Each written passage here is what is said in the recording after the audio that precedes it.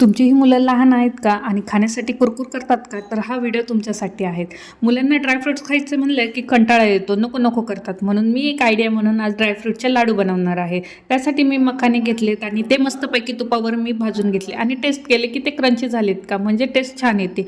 नंतर जे काय आपल्याकडे ड्रायफ्रुट्स आहेत ते जरा भाजून घेतले. मी बदाम घेतले, काजू घेतले, पिस्ते घेतले आणि थोडे मनुकेही घेतले होते.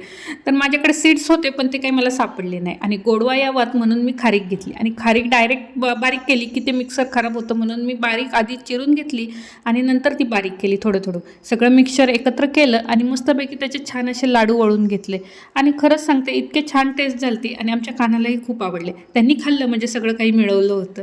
एवढ्या मिक्सरमध्ये चांगले 15-20 लाडू झाले होते आणि लाडू झाल्यावर म्हणलं चला आता बाहेर जाऊयात. नवीन घरासाठी मांडणी बघायची होती म्हणून बाहेर गेलो होतो आणि असा दिवस संपवला.